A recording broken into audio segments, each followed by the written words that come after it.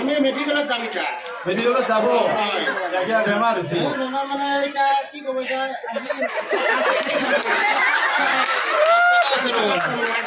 মই এতিয়া school duty কৰোঁ গুৱাহাটীৰ পৰা আহিছোঁ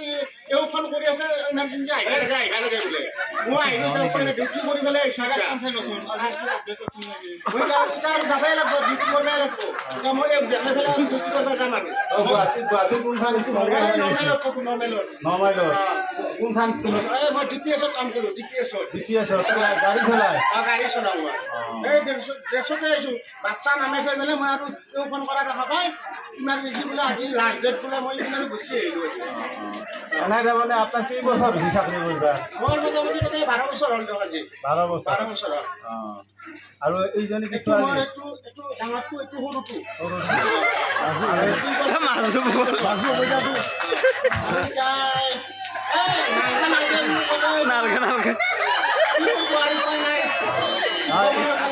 এতিয়া দেখোন আপোনাৰ এটা অসুবিধা হ'ব আপনাৰ চাকৰি কি যাব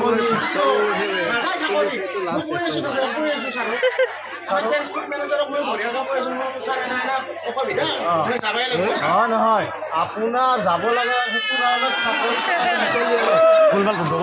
ইম্পৰ্টেণ্ট কথা কৈ বাহিৰৰ পৰা গুলগুলিটো বেছি হৈছে কথা হ'ল কি আপুনি তেখেতক ডক্টৰক দেখুৱাবলৈ আহিছে তাৰ কাৰণে আপোনাৰ চাকৰিটো নাযায় কিন্তু আপোনাৰ বাচ্চা কেইটা হ'ব এতিয়া এইটো জন্ম পালি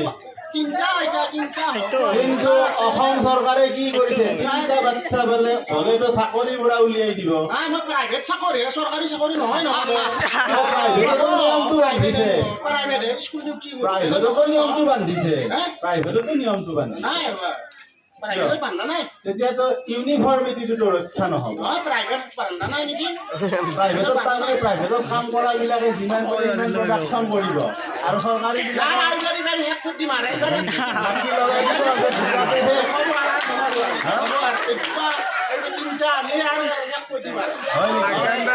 আপোনাৰতো বৰ সুন্দৰ সংসাৰ আছিল ডাঙৰজনী ছোৱালী সৰুটো ল'ৰা আৰু আপুনি বিচাৰিলে ভগৱানে জিলাক চিন্তা কি কৰিম ভগৱানে বুলি ক'ব লাগিব হয়নে নহয় আচ্ছা চাওকচোন এখেতে দুটা সন্তান দি পেলাই দেখাত কেনেকুৱা জন্ম দিয়ে দেখাত বেয়া হৈ যাব আপুনি যি সুন্দৰ হৈ আছে এখেতৰ স্বাস্থ্যটো দেখা পাইছিলে আপুনি মই এখেতক ইমান কৈ থাকোঁ এখেতে মদ পানী খাই থাকে না আমাৰ বুজি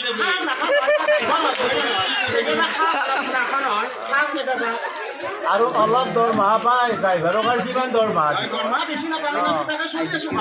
আৰু সেই যি তিনিটা চলি আৰু তিৰিটো ধৰিব লাগিব নিজেও ধৰিব লাগিব আৰু বেয়া বস্তু অলপ মুখত দিয়া জেগাতো খৰচ নহ'ব